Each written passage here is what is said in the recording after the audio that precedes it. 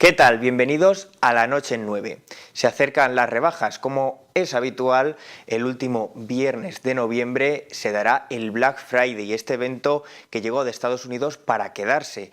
Y en relación a él se han generado varios trastornos, sobre todo llegados de la web, pero esto viene de mucho antes.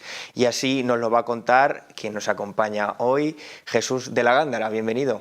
Muchas gracias por invitarme. Bueno, psiquiatra, investigador, ha trabajado muchos años aquí en Burgos. Repasando un poco los textos que me pudiste enviar, encontré varias palabras: compra compulsiva, pero por determinarlo y dejarlo en solo una palabra, encontré oniomanía. ¿Nos podemos referir con este término a esta enfermedad? Sí, en realidad es un término muy antiguo que se acuñó en los años 20 por psiquiatras desconocidos para el público como Kraepelin o Bleuler, y realmente es un concepto muy cultista, muy científico, que no describe muy bien el concepto de compra compulsiva. Es más bien algo así como la manía de adquisición de cosas para incorporar al yo, para vestir el yo por fuera, ¿no? Y se relaciona más bien con la manía de adquisición de atuendos del vestirse. De manera que este concepto de oniomanía está en la cultura, es muy antiguo. Se puede detectar en la Biblia, en autores muy famosos del siglo XIX en Francia o en España, en relación con otro trastorno muy curioso, que era el entrar en los grandes almacenes o en lugares donde hay muchos tejidos, que hay una zona, por ejemplo, en París llena de tiendas de tejidos, a tocar las telas, a palpar la suavidad de la seda, a empaparse de ese color, de ese preciosismo, ¿no?, de los tejidos. Así empezó todo. Biblia, siglo XIX, y luego pasamos al XX con la hipermercadotecnia, y ahí se acabó todo.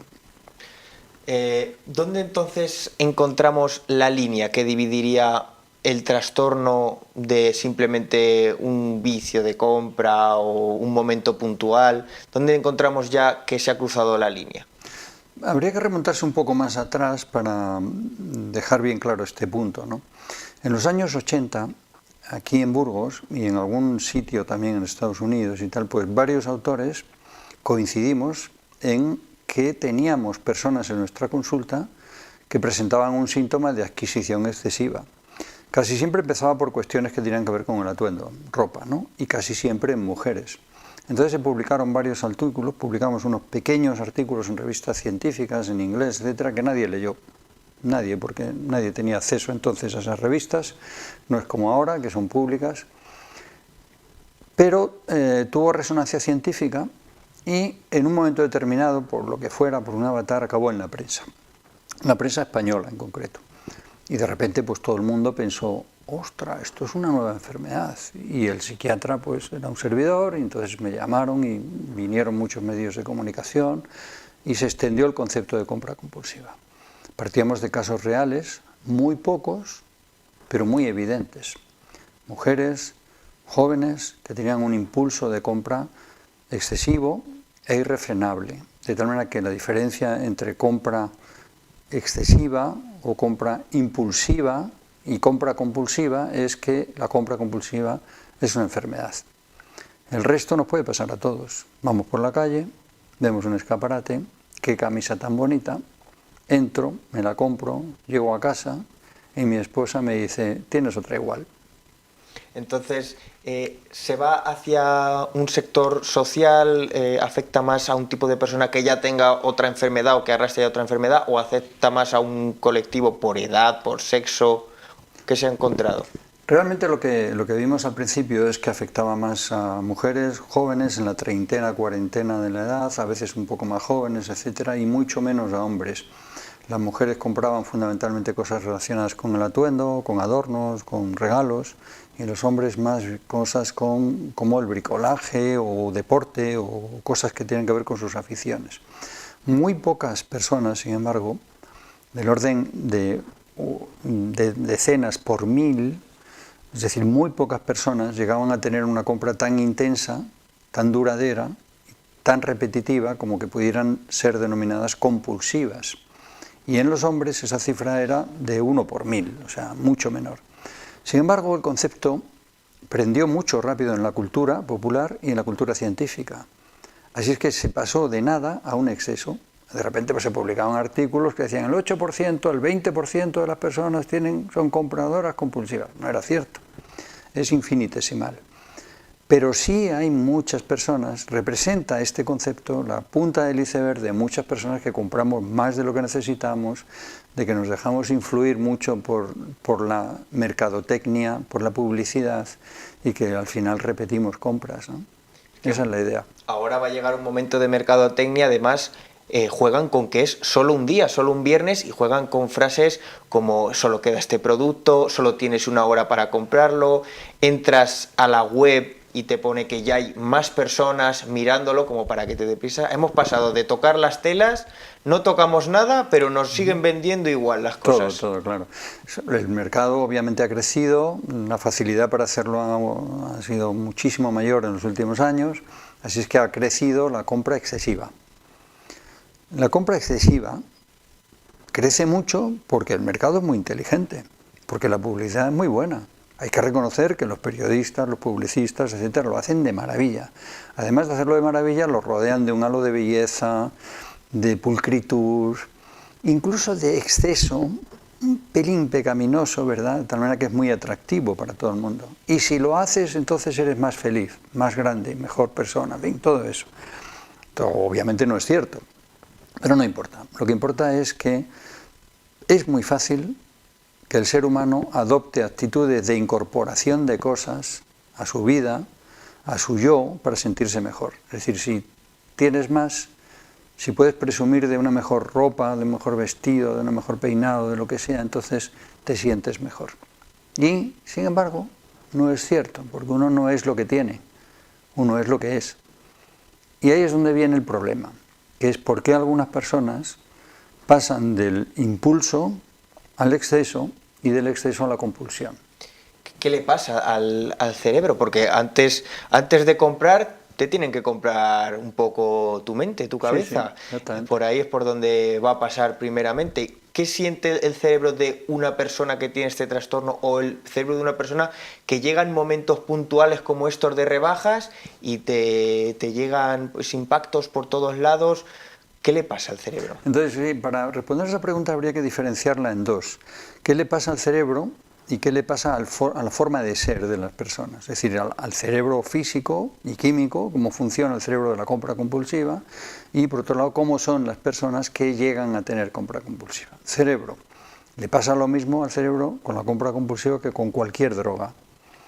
Le pasa que recibe estímulos placenteros, que tienen que ver con el aumento de dopamina, de endorfinas, en fin, de una serie de sustancias que hay en el cerebro que se asocian a bienestar, sensación de compensación, de placer, etc. Entonces, cuando ves una cosa que te atrae y la adquieres y la incorporas a tu vida, a tu yo, te sientes más seguro, más satisfecho, disfrutas, ¿vale? Hasta ahí el cerebro funciona bien. Claro, si repite, me da igual con tabaco, cocaína o compras, pues adquieres un hábito patológico. Entras del exceso a la dependencia, a la adicción. Y los mecanismos biológicos cerebrales de la adicción son igual para lo que se llaman adicciones químicas, media una sustancia, que lo que podríamos llamar adicciones no químicas o de conducta. Es decir, que las conductas también se convierten en hábitos, los hábitos en manía, las manías en compulsiones. Todos tenemos alguna manía, pero no todo el mundo la convierte en enfermedad. Claro, y ahora pues hay un vacío legal, digamos, existente, porque a todos esos hábitos, pues de cierta manera intentan controlártelos, ya sea el Estado, asociaciones, información mediante los medios, pero sobre este tema no hay alguien que te diga, no puedes hacer esto, o una institución que diga, vale, pues está claro que no puedes engañar con el precio, pero tampoco puedes hacer unas campañas de marketing utilizando estos términos o utilizando estos enganches, porque es un poco jugar sucio con la mente de la gente. Por ahora no, se pueden hacer todo tipo de técnicas. Claro, no sé hasta qué punto organismos, instituciones o ciencia puede hacer recomendaciones sobre este sentido o establecer normas. No lo sé, no es mi terreno de competencia. Pero lo que sí es seguro es que juegan con una debilidad humana. Los seres humanos tenemos muchas debilidades en relación con nuestra propia personalidad. Así es que lo que debemos de verdad pensar no es en qué pueden hacer por nosotros, sino qué podemos hacer nosotros para evitar caer en la compulsión, en el exceso, en la demanda de ti mismo. Te necesito más, quiero más, tengo que tener más. Y llega el momento que compras una bufanda y acabas teniendo una docena. Guantes y acabas teniendo un armario lleno de guantes. Estoy diciendo casos reales que he visto, ¿no? Zapatos y cientos de zapatos. Bueno, ¿qué podemos hacer? Pues muy sencillo, siempre lo mismo. Conocerse bien a uno mismo. Saber de verdad, para adentro, qué es lo que te gusta a ti. Qué es lo que te gusta y qué es lo que debes hacer, por lo tanto, en relación con lo que te gusta. También tienes que saber qué es lo que te conviene, es decir, mirar hacia afuera. Mirar hacia adentro se llama inteligencia. Inteligere significa mirar para adentro y ver qué te gusta, qué te conviene, qué te interesa.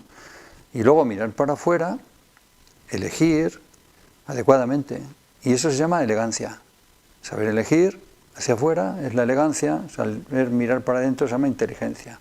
Si mezclamos esas dos palabras sale una que también, digamos, formó parte de aquellos trabajos, que es intelegancia, ser inteligente y elegante. Esa es la solución. Además, ahora parece que, bueno, tenemos que elegir, es verdad, y a veces ya, además, con las aplicaciones, con los móviles, desde el ordenador, parece que ya no tengamos que elegir, porque él mismo ya sabe qué es lo que vamos a querer comprar este Black Friday, simplemente por las búsquedas que hemos hecho Claro. las semanas anteriores. ¿Cómo funciona esto al término, si nos puedes explicar también, que a veces te he escuchado, del fenotipo digital, Sí, cómo claro, te claro. conoce? Porque te conoce para todo, si estás Todo. mal, si estás bien, qué quieres comprar. Déjame tu móvil y sabré cómo eres. Es así de sencillo, ¿no? Esto tiene una vertiente mala, ¿verdad? Y es que Amazon o cualquier grupo mediático sabe perfectamente qué es lo que nos gusta, qué nos interesa, etcétera.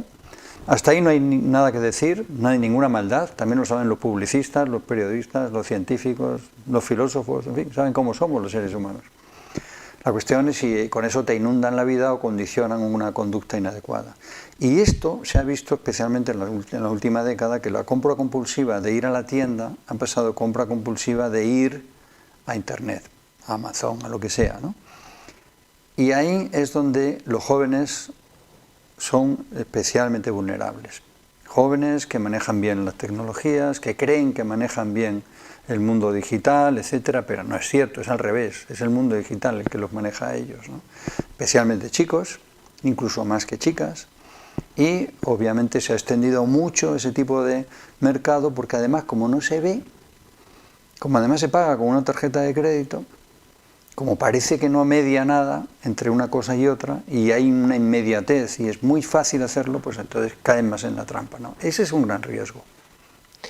El fenotipo digital sin duda va a condicionar mucho la vida. ¿Qué recomendaciones puedes dar a este público joven a la hora de relacionarse con el teléfono y las compras online? Que seguro que estos días les estarán saltando mensajes todo el rato y llegarán hasta a clicar en algunos sin tener a lo mejor pensado ni comprárselo. Sí, quizá conviene primero aclarar un poco qué es esto del fenotipo digital y luego dar las recomendaciones, ¿no? Porque, bueno, pues que nos vean, los que nos vean piensen en este concepto. Fenotipo es lo que desarrolla nuestros genes para ver cómo somos. Por ejemplo, yo tengo un fenotipo delgado y canoso, ¿eh? Y entonces ese fenotipo físico se debe a mis genes. Además tengo un fenotipo en mi modo de ser, como hablo, como gesticulo, etcétera, mi conducta. Eso es el fenotipo psicológico. Pero es que además ahora los seres humanos tenemos un fenotipo con esto y con nuestro teléfono, nuestro ordenador, que es lo que se llama fenotipo digital. Nuestra huella en el mundo virtual. Cada uno tiene la suya. Si adquirimos dos teléfonos el mismo día, a la semana siguiente ya no se parecen en nada. Nuestros dos teléfonos, ¿verdad? Eso es el fenotipo digital. Bien, el fenotipo digital es público. Lo sabe todo el mundo. Por lo tanto, todo el mundo sabe de qué pie cojeamos, o a quién tenemos que votar, o qué enfermedades tengo. Y se podría usar para bien, para curar a la gente, o para mal, para influir mucho sobre las personas. Ahí es donde viene qué podemos hacer con los jóvenes para que su fenotipo digital sea bueno para ellos, no malo. ¿Qué podemos hacer? volver otra vez para atrás, al conócete a ti mismo, al actúa con mesura, al repite cosas buenas, evita repetir cosas malas. Pongamos la palabra mesura, equilibrio, comedimiento. Actúa con equilibrio, con comedimiento, es decir, con control, es decir, con autocontrol. Para eso hay que conocerse a uno mismo y actuar con repetición mesurada. Pero es dificilísimo hacer esto, porque los seres humanos somos impulsivos. Nos encanta comprar. Y además en un mundo en el que ya cada vez hay más impactos y te llegan más información. ¿Cómo es? ¿Deberíamos en algún momento alejarnos de este tipo de vida tan ajetreada, ya tan alrededor de las tecnologías? ¿Nos salvaría muchas veces de este tipo de vicios tecnológicos, de compras? Pero le estamos pidiendo algo que es imposible. Al ser humano no se puede abstraer de la vida, de la realidad. Entonces cuando le decimos cuando alguien da un consejo, hay que hacer que los adolescentes no usen tanto los móviles. ¿Dónde va ese consejo? Al aire. Adiós. Es imposible. Lo que tenemos que hacer no es abstraernos, sino aprender. La clave es aprender. Y empecemos por aprender por dentro, no por fuera. Entonces a un joven tenemos que enseñarle a que se conozca mejor, pero esto es muy difícil. Y entonces si ese joven tiene problemas, intentaremos ayudarles. Y si no lo tiene, ya aprenderá él. Confiemos en la mesura y el equilibrio. Muy poca gente pasa de compra excesiva a compra compulsiva. Quede bien claro. No es una epidemia. Mucha gente somos impulsivos a la hora de comprar. Mucha gente somos repetitivos, excesivos, pero muy poca gente es compulsiva. Porque solo es compulsivo el que puede, por su forma de ser, por sus debilidades, por sus necesidades. Ahí, en ese grupo pequeño de población, es donde podríamos intervenir más y ayudarlos a protegerse, ¿no? Contra el impulso excesivo, contra el descontrol. Esta es la idea. Empezar por conocer bien el fenotipo de una persona y luego enseñarle a que lo haga adecuadamente, que sea mesurado, equilibrado, etc. Difícil tarea, obviamente. Tanto a jóvenes como a mayores, supongo. Esto puede afectar a todas las edades y en cualquier momento de tu vida. Sí.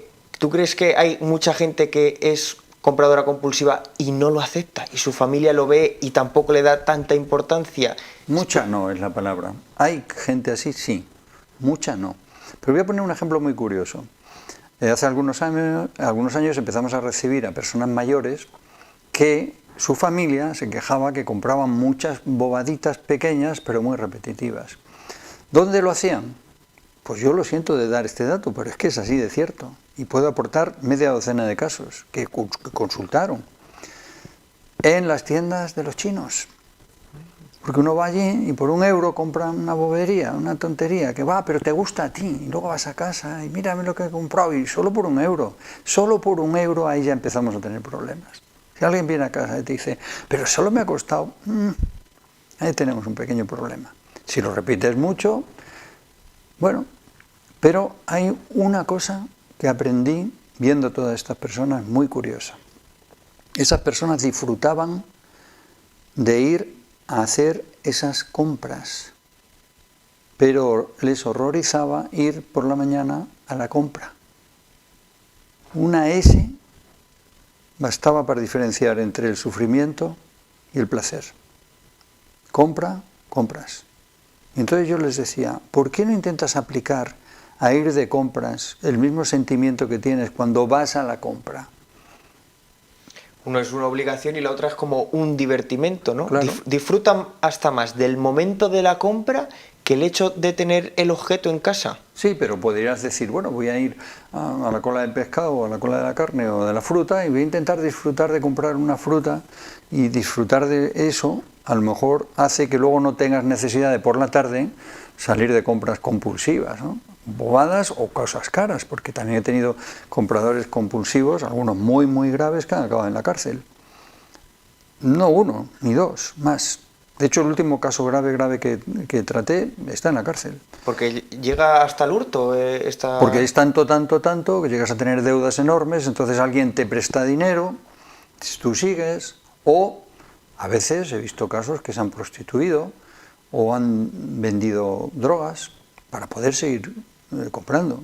Entonces, claro, esto es terrible. Cuando una persona, por ejemplo, una mujer que ha pasado la cincuentena o la sesentena, que se prostituye solo para poder seguir comprando, pues, uno de los casos más extremos, ¿no? Claro.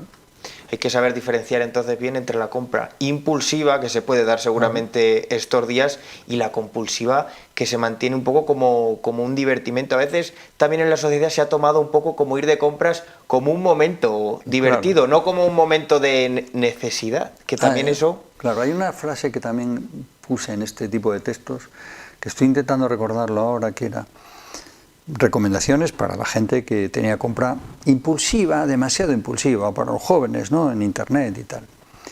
Si una cosa te emociona rápidamente, procura actuar lentamente. Si hay una cosa que ves que te emociona muy rápidamente, frena y actúa despacio. Dale tiempo. Por esa impulsividad, ¿no?, que claro, tiene el ser humano. El ser humano, el impulso lo frena mal. Pero si el impulso lo siente, lo percibe, lo sensorializa y luego lo piensa y luego empieza a pensar para adentro, ¿me gusta? ¿Me gusta a mí? Ya sé que le gusta la publicidad, pero ¿y a mí? ¿Me gusta? ¿Realmente me gusta? ¿Qué te hace feliz? ¿No? Le preguntas a una persona con compra compulsiva: yo comprar, viajar y tal. He dicho, no, he dicho a ti. ¿Qué te hace feliz a ti? No a la televisión, no a la publicidad, no al mercado. Y ahí ya empiezan a pensar. Si una cosa te emociona muy deprisa, procura actuar despacio. Conclusiones que te sirven como consejo no solo para esto, sino para casi más, todo, ¿no? Para casi todo. Vida. Para adquirir autocontrol, porque en definitiva no habría esto si uno tuviera suficiente capacidad de autocontrol. Ahora, de verdad, pedirles a los seres humanos que seamos inteligentes, elegantes, que tengamos control, autocontrol, que tengamos voluntad, que seamos dueños de... O sea, le estoy pidiendo a la gente algo que es muy difícil de adquirir. Solo con sabiduría, con repetición, con tiempo, etcétera, esto se adquiere.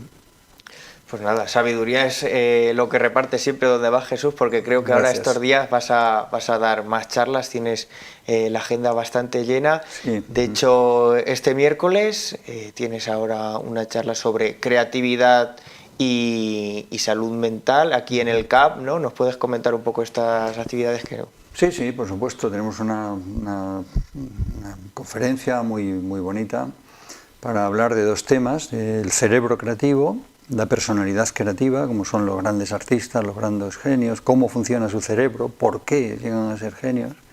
Y luego vamos a invitar a un genio, de verdad, a Humberto Abad, que es un auténtico artistazo que crea con todo lo que hace. Según va caminando por el campo ya va creando cosas, de tal manera que luego cuando llega a casa y se pone con la gubia y con el cincel, hace verdaderas obras de arte maravillosas. Así es que vamos a hablar de ambas cosas.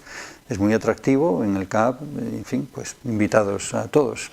Eso ahora el 19, ¿no?, a las 7 de la tarde. Y el jueves otra, no paras. Bueno, en esta yo no la doy, yo lo coordino simplemente, ¿no?, este tipo de cosas.